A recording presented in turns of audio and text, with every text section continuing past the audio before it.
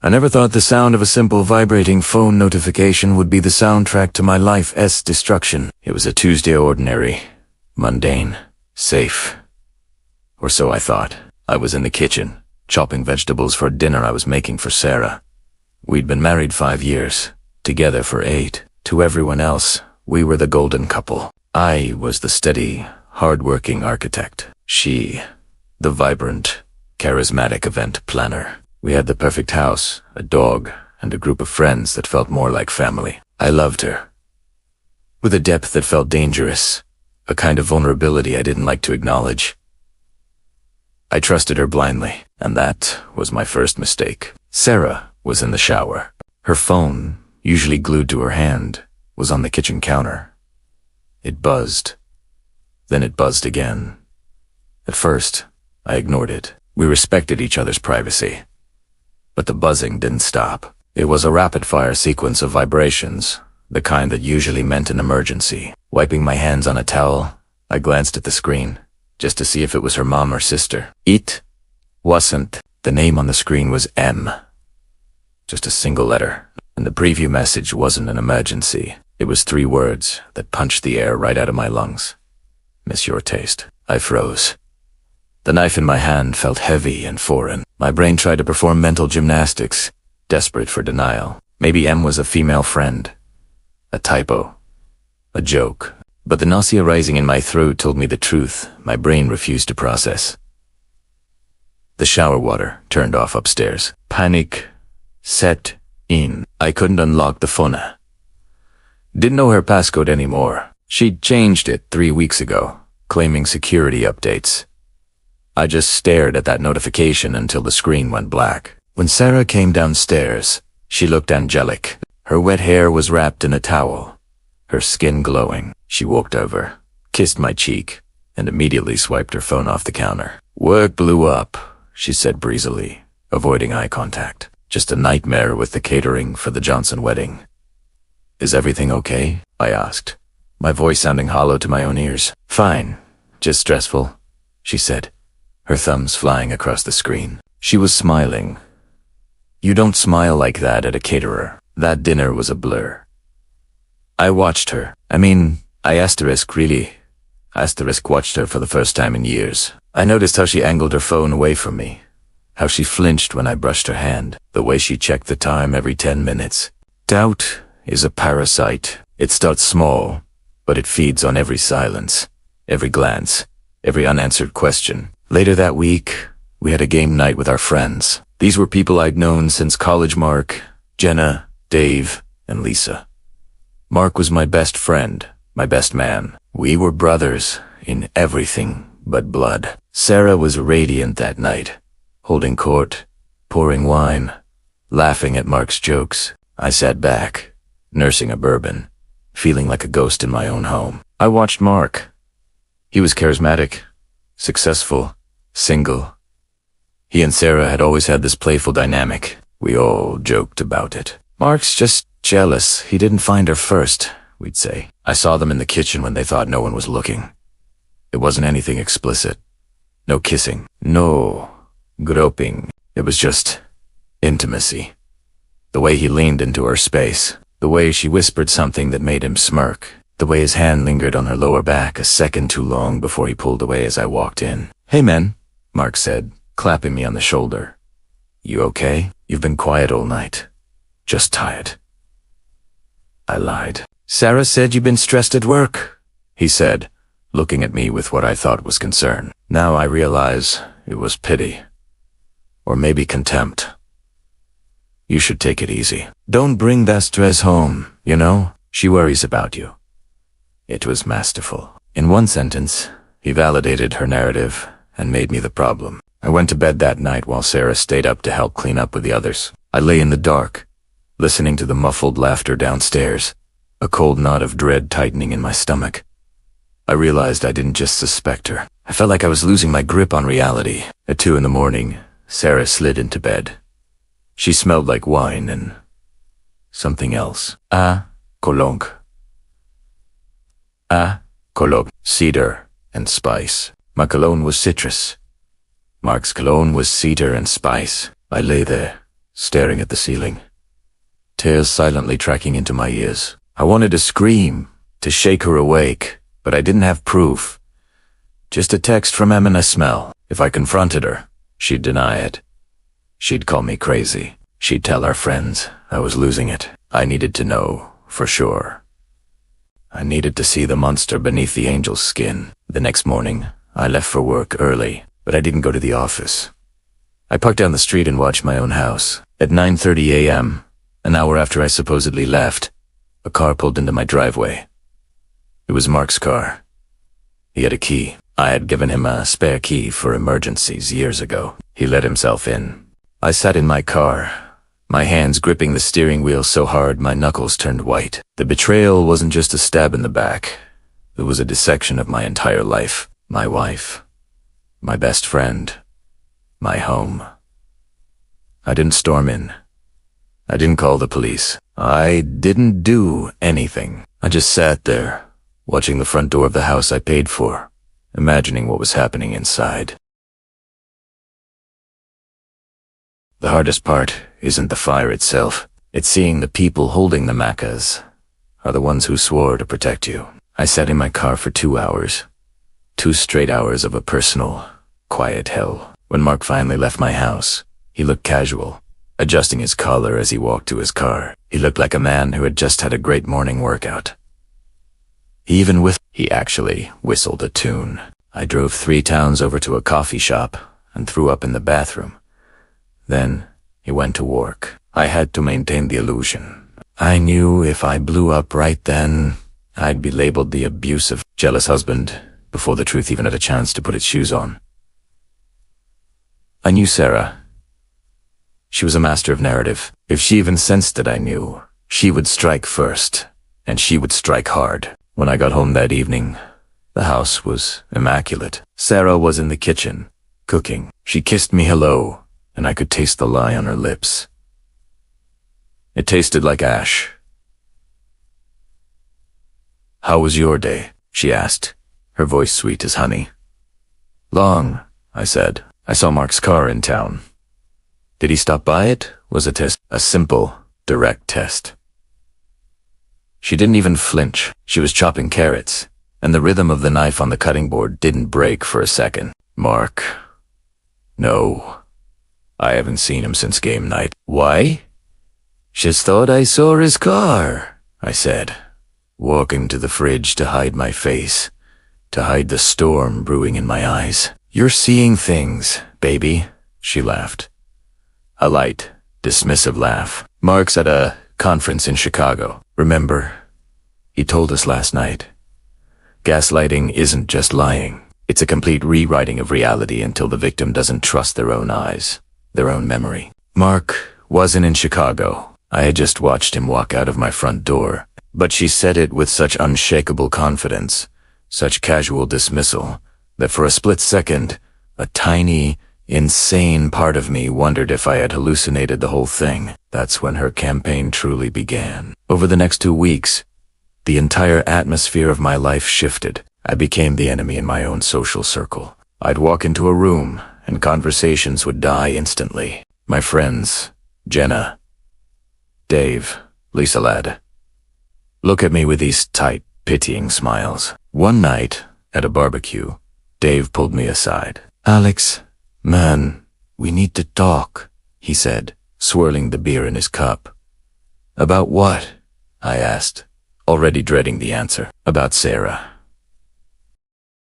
She's worried, man. She says you've been acting erratic, checking up on her, tracking her. Is everything okay with you mentally? Maybe the pressure at work is getting to you." I stared at him. "My so-called friend. She told you I was tracking her." "She found a GPS tag in her bag," Alex Dave said, his voice dropping to a disappointed whisper. "That's not cool. That's paranoid behavior." I hadn't put a tracker in her bag. I knew, with absolute certainty, that she had planted it herself. She was framing me. She was building her defense before I even had a chance to make an accusation. "I didn't do that, Dave," I said, my voice rising despite my best efforts to stay calm. "Calm down," Dave said, physically stepping back, holding his hands up as if I were a wild animal. See, this aggression. This is what she's talking about. You're scaring her. Man, Mark says you practically interrogated him about his whereabouts the other day.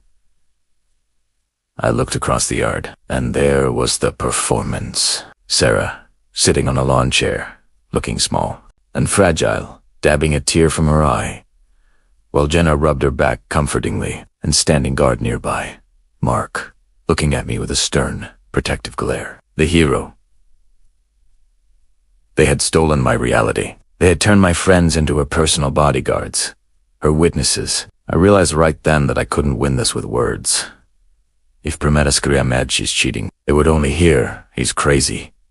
She had successfully inoculated them against the truth. I went home early that night, claiming a headache. Sarah didn't come home until 3 a.m. When she finally walked into our bedroom, I was wide awake, staring at the ceiling. "Where were you?" I asked, my voice flat. "I was with Jenna," she sighed, sounding utterly exhausted. "I needed to cry, Alex. Because of you. Because of how you're treating me."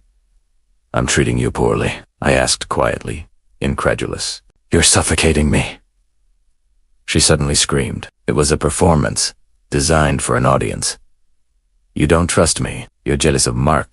You're jealous of my job. You're controlling. You're jealous of my job. You're controlling.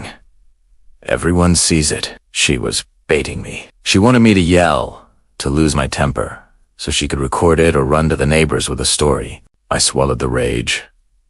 It tasted bitter, like bile. "I'm sorry you feel that way," I said, my voice completely robotic. She looked disappointed that I didn't explode. She grabbed a pillow and marched to the guest room. "I can't sleep next to you tonight," she declared, slamming the door. I waited. I waited until the house was completely silent, until I could hear nothing but the hum of the refrigerator. Then I got up. I went downstairs to the router in my office. I'm not a hacker, but I am an architect. I understand systems, and I knew that our home security cameras, the ones she thought were so clever, backed up to a local hard drive that I had set up years ago, a drive she probably forgot existed because she only ever used the cloud app on her phone, an app from which footage could be easily deleted. I pulled the drive. I plugged it into my laptop, sitting there on the cold floor of the laundry room. I scrolled back to the day of the Chicago conference. And I found it, the footage from the living room camera. It wasn't just Mark coming over, it was everything. The way she greeted him at the door, the things they did on the very couch where I sat to watch movies with her, and worse, the things they said about me. "He's so pathetic," Sarah's voice chirped through the tinny laptop speakers. "He has no idea. It thinks you're his brother. Let him think it." Mark laughed, kissing her neck. "Ideally, we keep this going until the bonus checks clear in December. Then you file for divorce. Take the house. Take half the pension. We'll be set." Then Sarah's voice, cold and calculating. "I just have to make him look unstable first, so no one questions why I'm leaving." I watched the whole video. I watched my wife and my best friend plot, not just an affair, but the systematic dismantling of my life, my finances, and my reputation. I saved the clip. I backed it up to 3 different cloud accounts under names she would never guess. But I wasn't ready to use it, not yet. Vengeance needed to be colder than this. Because when I woke up the next morning, ready to start planning my counterattack, I found that my bank accounts were already frozen. Waking up to a declined card is embarrassing. Waking up to frozen assets because your wife has filed an emergency motion claiming you raised some kind of monster. That's a nightmare. I stood at the gas pump, staring at the message. Declined. I tried another card. Declined. I called the bank, my heart starting to pound. "Sir," the voice on the other end said, "there's a hold on your joint accounts due to pending litigation regarding domestic dispute allegations." She had moved faster than I thought possible. While I was secretly downloading security footage, she was finalizing her legal strike. I drove home literally on fumes end. My blood ran cold. A police cruiser was parked in my driveway, and right behind it, Mark's car.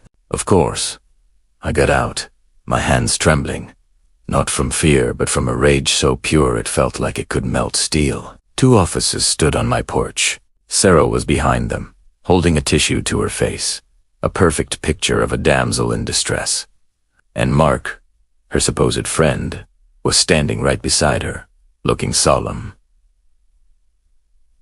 "Sir, are you Alex Mercer?" one officer asked. "I am." "What's going on?" "We're here to serve you with a temporary restraining order. You need to vacate the premises immediately." My mind went blank. Restraining order? On what grounds? I demanded, taking a step forward. The officer put a hand on his holster. "Step back. Sir, the order cites aggressive behavior, electronic stalking, and verbal threats. You have 15 minutes to pack a bag. Officer Daniels will escort you." I looked past them, trying to catch Sarah's eye. She wouldn't look at me. She just buried her face in Mark's shoulder. And that's when I saw it. Mark looked straight at me, and for a split second, the mask slipped. He smirked, a tiny, almost imperceptible curl of his lip.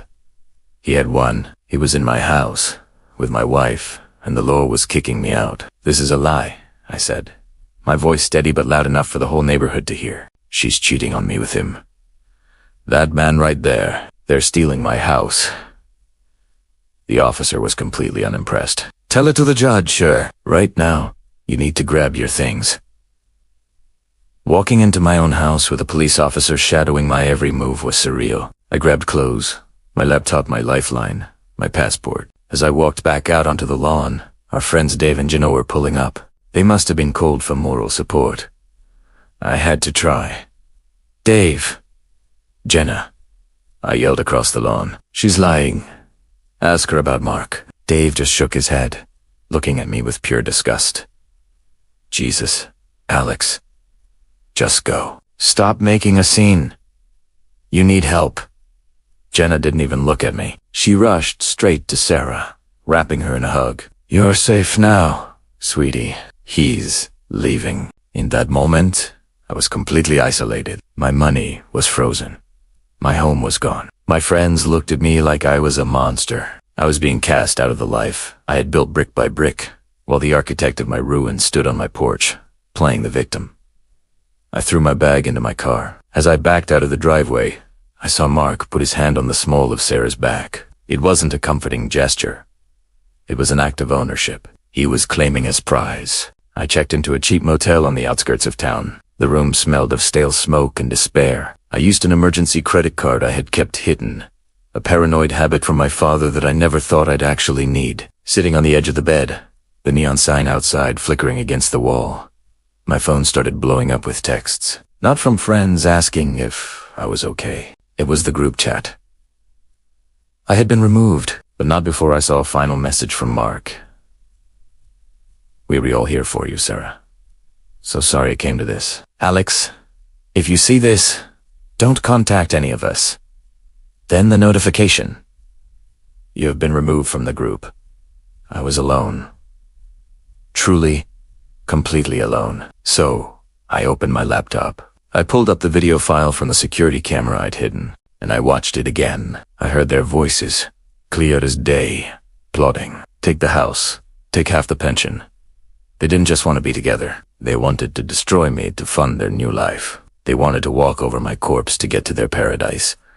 My first instinct was pure fire. I could post the video right then, send it to everyone, blow up their lives on social media. But as I sat there in that dark, lonely room, the rage began to cool. It turned into something sharp, something heavy.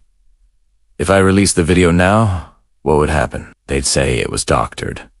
Or worse, they'd twist it. They'd say, yes, we fell in love, but only because Alex was so abusive. They would spin the story, paint themselves as victims again, and they would survive it.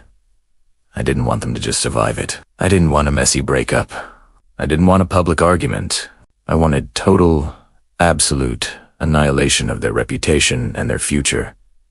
I closed the laptop. I laid back on the scratchy bedspread and just stared at the water stain on the ceiling. I needed a plan. I needed to be patient. I needed to become exactly who they said I was, but not in the way they thought. Not with fists, but with strategy. Just then, my phone rang. It was my mother. Sarah had already gotten to her. "Alex," my mom sobbed into the phone. "Sarah called me. She said you threatened to hit her. Tell me it's not true." The words felt like a punch to the gut. "It's not true, Mom," I said, my voice barely a whisper. She sounded so scared. "Alex," she said. She said you've been spiraling for months. Even my own mother. Sarah's manipulation was absolute. She had poisoned every well. "I'm going to fix this, Mom," I said, trying to sound stronger than I felt. "I promise. Just don't talk to her for a while. Please." I hung up and turned off my phone. I sat in the suffocating silence of that motel room, and then I started to write. Not a journal, not a letter. A list. I listed everything Mark valued: his high-paying job, his pristine reputation on the city council, his carefully cultivated image with his deeply religious parents. Then I made a list for Sarah. Her social standing, her business clients, who thought she was the epitome of grace, her image as the perfect wife, the pillar of the community. They wanted a war, fine, but they had forgotten one crucial detail about me. I'm an architect. I spent my entire life learning how to build things, how to make them strong. But in doing so, you also learn exactly where the structural weaknesses are. You learn precisely where to apply pressure. You learn exactly how to bring a house down so that it crushes everyone and everything inside.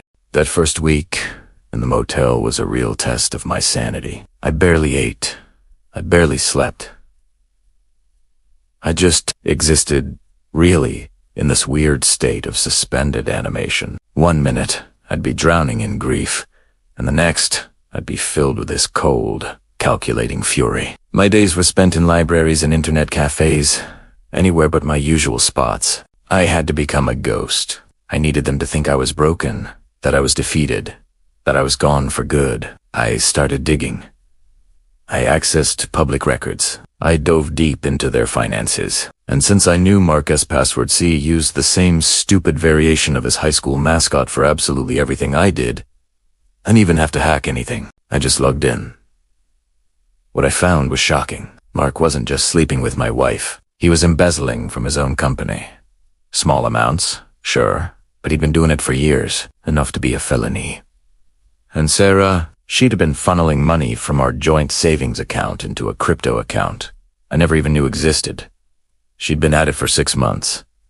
They were so sloppy, so arrogant. They thought I was too trusting, too stupid to ever look. And you know what? They were right, until they pushed me too far. But I didn't act. Not yet. I just gathered.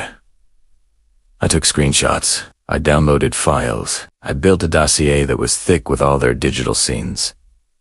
But the emotional toll, it was heavy. I remember sitting in this grimy diner, eating a cold grilled cheese, and just scrolling through my phone. And then I saw it. A photo on Jenna's Instagram profile. It was a group selfie. Sarah, Mark, Dave, Jenna, Lisa. They were at our favorite bar. The caption read, "Supporting strong women. New beginnings. #family. Double quotes. Sarah looked so happy, relieved, even.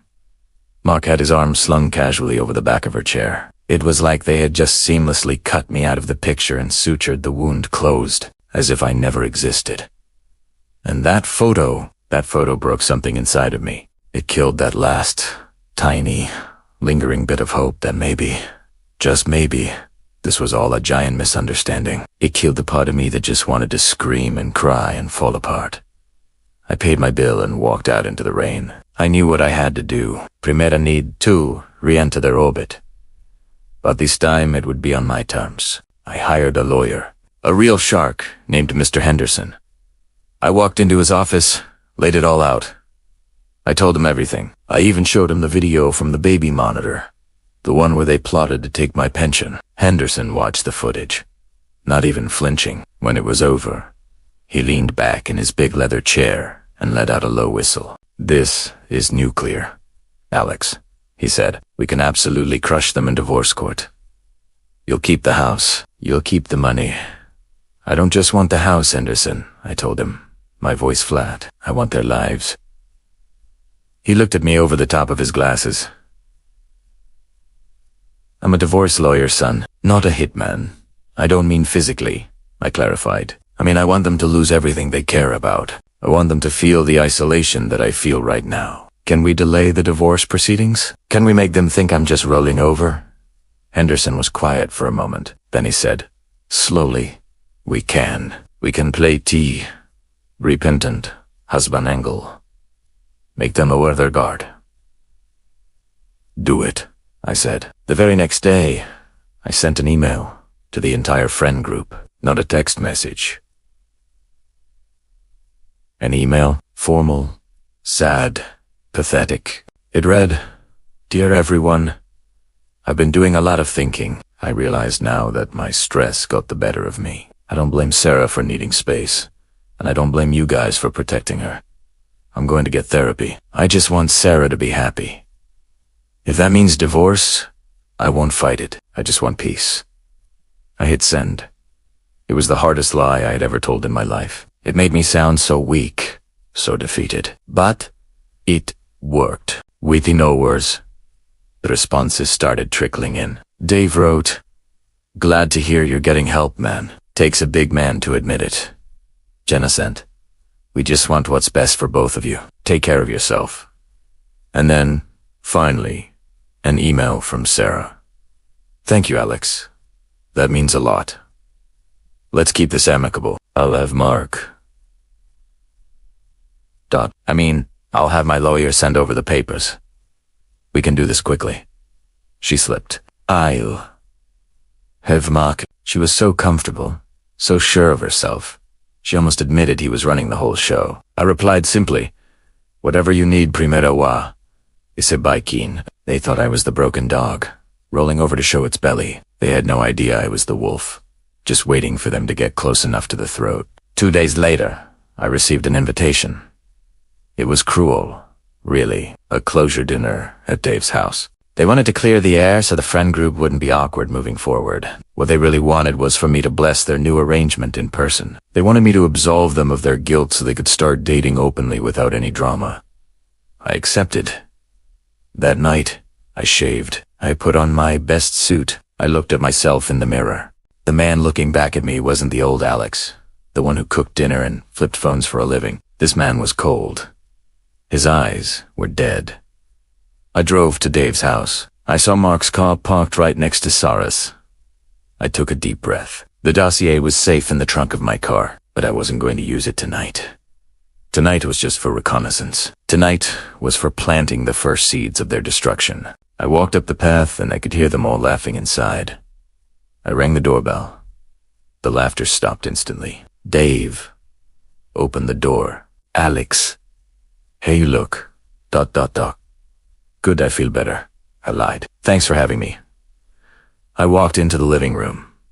Sarah was sitting on the couch. Mark was standing by the fireplace, a drink in his hand. They both looked tense, just waiting for me to snap. So I did the last thing they expected. I walked right up to Mark. I extended my hand. Mark, I said, my voice perfectly steady. Thank you for being there for Sarah when I couldn't be. You're a good friend. Mark blinked. He was completely thrown. He looked at Sarah, then back at me. Slowly, he relaxed, and then he smiled that arrogant, shark-like smile of his. He shook my hand. Of course, Alex. That's what friends are for. I squeezed his hand. Just a little too hard. I know, I said, looking him right in the eye. I won't forget it. The game was on. The dinner was a masterclass in tension. I sat there, eating lasagna, listening to them rewrite the history of our marriage. You were just working so much, Alex, Sarah said, pouring herself more wine. She was relaxed now, almost smug, buoyed by my apparent submission. I felt so lonely. I think we just grew apart. Absolutely, I nodded, sipping my water, playing my part. I neglected the relationship. I see that. Now, Mark, her new partner, chimed in, emboldened by my quiet acceptance. It happens, buddy. Relationships are work. Sometimes people just find a better fit. He glanced at Sarah.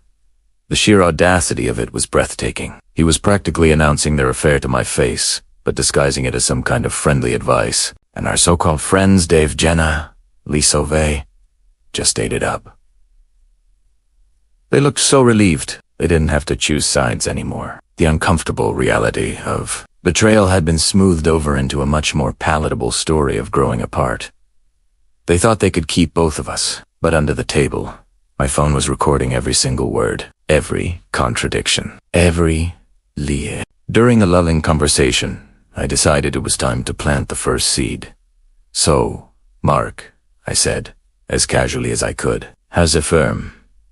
I heard rumors about some audit coming up. I threw the grenade gently. Mark froze, his fork halfway to his mouth. What? No? No. No? Audit? Just standard end-of-year stuff? Why? Oh. Just something I read in the business journal, I said innocently, about the industry cracking down on internal expense accounts. I know you manage a lot of those funds. It was a complete bluff. I hadn't read a thing, but I knew Mark. I knew he was skimming from the company. A bead of sweat appeared on his temple. Yeah, well, we're clean. Nothing to worry about. Good, I smiled. I'd hate to see you in trouble. Sarah glanced over at Mark, sensing his sudden shift in mood. The seed was planted. The paranoia would start to grow. After dinner, I made my move on to friends. I found Jenna in the kitchen while helping clear plates. Jenna, I said softly, as if confiding in her. I know Sarah has been leaning on you. Has she mentioned the money? What money? Jenna asked, frowning. I paused, feigning hesitation. I shouldn't say. I started. It's just... I noticed some large withdrawals from our joint savings that I didn't authorize. I just assumed she used it for, setting up her new life. Maybe she loaned some to you guys? Jenna looked completely confused. She hasn't loaned us anything. She told us you'd cut her off financially. She said she was completely broke. Oh, I said, acting surprised. That's strange. There's about 50,000 missing. I assumed she was helping you with Dave's medical bills. Dave had recently had surgery, and I knew money was tight for them. Jenna's eyes narrowed. She told us she couldn't help with that because you controlled all the finances. I never controlled the finances, Jenna, I said sadly. She had full access. I guess she spent it on something else. I didn't need to say more. I just had walked away, leaving her to connect the dots. By the time I left the party, the entire vibe had shifted. Mark was pacing in the backyard, making frantic phone calls. Jenna was shooting daggers at Sarah with her eyes. The perfect little narrative they had built was starting to crumble. I got into my car, but I didn't go back to the sad little motel I was staying in. I went to my office. It was time for phase 1. I logged into an anonymous whistleblower portal for Mark's company. I didn't need to be a master hacker. I just needed to point them in the right direction. I uploaded the screenshots of his creative accounting ID found using his own ridiculously simple password. I laid out the trail of how he was siphoning company funds to pay for expensive hotels. It just so happened to match the dates Sarah was supposedly away for work. Next, I drafted an email to Sarah's biggest client, the Johnson wedding. Sarah, a wedding planner, had been bragging for weeks about how she overcharged them for flowers and pocketed the difference. She called it a stupidity tax in texts to Mark. I had screenshots of those texts. One read, Johnson bride is a nightmare. Charged her triple for the peonies. Going to use the extra for our CIBO trip. I attached the screenshot to the email. Subject line, invoice, discrepancy. I didn't send it just yet. I scheduled it for Monday morning, 9 a.m. sharp. I wanted them to have one last nice weekend. I wanted them to feel safe and secure, right before the floor fell out from under them. I drove back to the motel, and for the first time in weeks, I slept soundly, without a single nightmare. The next morning, Sunday, My phone buzzed. A text from Sarah. Why was Jenna acting so weird last night? What did you say to her? I typed back a simple reply. Nothing. I just told her I hoped you were using the savings wisely. She didn't reply. She knew. She knew that I knew about the money, but she couldn't call me out without admitting she took it, and that was the goal. Panic. I wanted them turning on each other before the real hammer even dropped. Monday morning came. I sat in a coffee shop right across the street from Mark's office building, a hot coffee in my hand. At 9:15 a.m., 2 security guards walked into the lobby. A few minutes later, at 9:30, Mark was escorted out. He wasn't in handcuffs, not yet, but he was holding a cardboard box filled with his personal items. He looked pale, dazed. He looked like a man whose entire world had just ended. I took a slow sip of my coffee. Then, my phone buzzed. It was Sarah.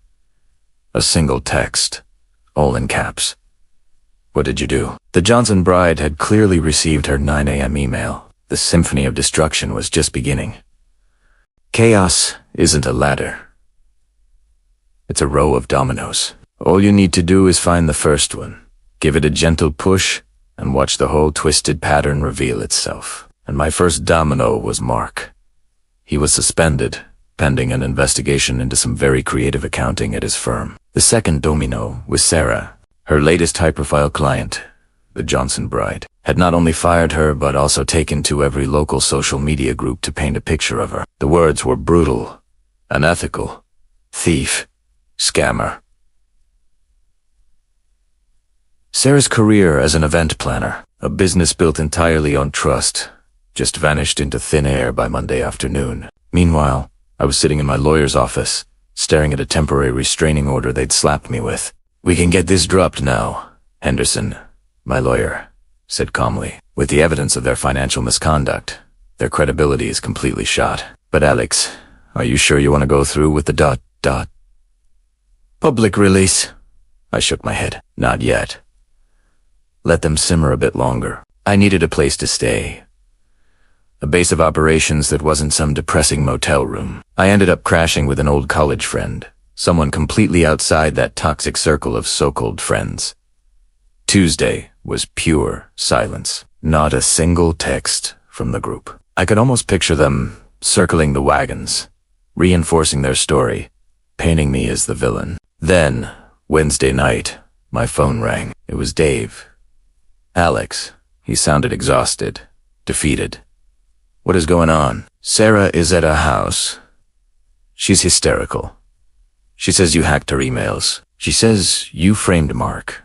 I took a slow breath. Dave, I asked, keeping my voice steady. Did I frame Mark for sleeping with my wife, or did he do that all by himself? The silence on the other end was deafening. She admitted it, Dave finally whispered. She didn't have to, I said. Ask her about the video from our living room. Dave, ask her about their little plan to divorce me right after the bonus checks cleared.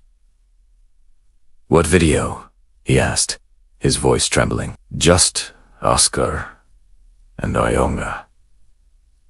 10 minutes past 10, Primera di d'Italiano. I sent the video file. Since they'd kicked me out of the group chat, I had to send it individually. One to Dave, one to Jenna, one to Lisa. No caption, no explanation. Just the raw file. Timestamp? 3 weeks ago. The audio was crystal clear. It was Sarah's voice, dripping with contempt. He's so pathetic. Take the house. Take half the pension. Then Mark's laughter. I switched my phone off. I walked over to the window, poured myself a glass of whiskey, and just watched the city lights twinkling below. I could imagine the scene unfolding at Dave's house perfectly. Sarah, crying her eyes out, playing the victim, then the buzz of their phones. The confused looks, the silence as the video played, the slow-motion horror dawning on their faces as they realized they'd been defending a woman who called her husband pathetic while plotting to fleece him. The realization that Mark, their brother, their buddy, was laughing about destroying a friend's life. An hour later, I turned my phone back on. It exploded. 40 missed calls, a voicemail from Jenna sobbing uncontrollably. Alex, oh my God, I didn't know.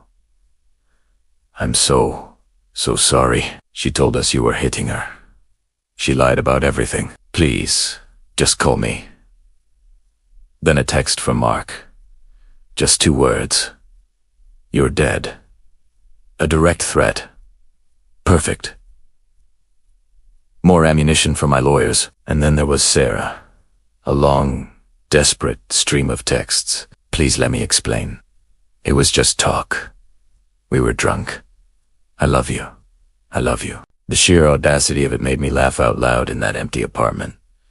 I didn't reply to a single one. Thursday morning, I went to the bank. The freeze on our joint accounts had been lifted. Henderson had presented the mountain of evidence of Sarah's embezzlement to the judge. The restraining order against me dissolved, and I was granted sole possession of the house. Drove home. My key slid into the lock, the click echoing in the quiet street. I walked inside. The air was thick with a perfume. It smelled like lies. I knew instantly I couldn't live here anymore, not with these ghosts. But first, I had to clear it out. I was in the middle of packing boxers, surrounded by the debris of my former life. When the front door flew open, it was Mark. He looked like he'd been dragged through a hedge backward. Unshaven eyes, bloodshot. He'd been officially fired. Criminal charges were being pressed for the embezzlement. He had absolutely nothing left to lose. He stormed toward me. You think you're so smart, huh? I didn't even flinch. I was holding a heavy, solid steel architectural ruler I'd been using to tape up boxers. Get out of my house. Mark, I said, my voice low and calm. You ruined my life. He screamed, his voice cracking as he lunged closer. I lost my job. My parents won't even speak to me. You sent that stuff to the church elders? Oh, yeah. I guess I forgot to mention that part. Mark's father was a deacon. I made sure he got a special copy of the video. You ruined your own life, I said, my voice like ice. You did it the moment you decided to sleep with my wife and steal from your own company. All I did was turn on the lights. That's when he snapped. It loomed at me, his face a mask of pure rage. But I was ready. I sidestepped his clumsy attack and gave him a hard shove. He stumbled backward, tripping over a box of Sarah's designer shoes. He went down hard, his head cracking against the corner of the coffee table. He let out a groan, rolling onto his back. A thin line of blood trickled from a cut on his forehead. Stay down, I commanded. I already had my phone in my hand, dialing 911-911.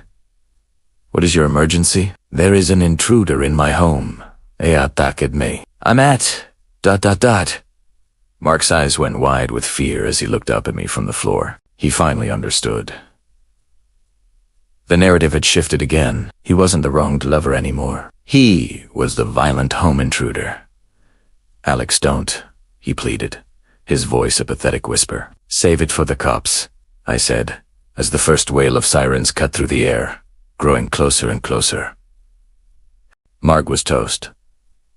The police report sealed his fate. Attempted assault, breaking and entering. On top of the embezzlement charges, he was looking at serious prison time. All that arrogance he had, it was gone, replaced by a mountain of legal bills and pure desperation. But Sarah, she was still out there, hiding out at her mother's house. She was trying to reach me every way she could think.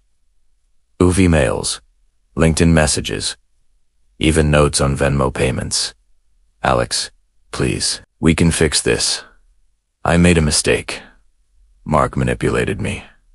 The classic playbook. Now that Mark was sinking, she was using his head as a stepping stone, trying to keep herself afloat. She turned on him, whose like she'd turned on me. I decided to give her one last chance to see me. I told her to meet me at the house. 2 signed papers, I said, keeping it cold and professional. She showed up, trying to look as modest as possible. No makeup, a simple sweater. She was really leaning into the remorseful wife act. As she walked into the living room, she saw it was completely empty. I'd already moved all the furniture into storage. The house was just a big, hollow echo chamber now. Alex, she said, her voice breathy, and she tried to hug me. I took a step back, putting distance between us. The papers are on the island. She froze. Can't we just talk? About us? Alex, we had 8 years. You can't just throw that all away because of one stupid fling. A fling. I had to laugh. It wasn't a happy sound. A fling, I repeated. You tried to steal my pension. You framed me for abuse. You turned all my friends against me. You even got a restraining order against me. I was scared. She cried, the tears starting. Mark told me to do it. He said, you were dangerous, and you believed him? I asked, my voice flat. Or was it just convenient for you? She just stood there, tears streaming down her face. I have nothing, Alex. My business is gone. My friends hate me. Jenna won't even talk to me. And Mark, ... Mark is going to jail. I don't have any money. I know, I said calmly. I checked. Please, she whispered, her voice cracking. I can change. We can go to therapy. I'll sign a post-nup. Anything you want. I looked at her, really looked at her, trying to find the woman I fell in love with, the woman I used to chop vegetables with for dinner. But she wasn't there. All I saw was a stranger who happened to look like her, a parasite searching for a new host to latch onto. I sold the house, I said. Her eyes went wide. What? I accepted a cash offer this morning. We close in 2 weeks. You'll get half of the equity, of course, minus the $50,000 you stole, minus my legal fees, and minus the damages for the slander suit I'm filing against you tomorrow. Slander suit? She gasped, looking horrified. You filed a false police report claiming I abused you, Sarah. That's actionable. I'm suing you for defamation, so whatever money you think you're getting from the house sale, it's coming right back to me in the settlement. She just collapsed. Actually fell to her knees on the hardwood floor. It was dramatic, but the despair on her face was real. You can't leave me with nothing, she wailed. I'm not leaving you with nothing, I said, walking towards the door. I'm leaving you with the consequences of your own actions. You wanted a new life with Mark? Well, you got it. You're both ruined. I opened the front door. Get out. She didn't move, just knelt there, sobbing. Get out, I said again, my voice harder this time, or I'll call the police and have you removed for trespassing. Again. That got her up. She stood there, trembling, and the look she gave me was pure hatred. The mask was completely gone. I hope you rot, she hissed. I'm already healing, I replied. She walked out without another word. I watched her get into her mother's old, beat-up sedan. She didn't look back. I closed the door. I locked it. I turned around and looked at the empty house one last time. It was just a building now. The ghosts were gone. Just then, my phone buzzed. It was a text from Jenna, one of my oldest friends. Alex, we're all at the bar. We'd love to buy you a drink. We're so sorry. Please come.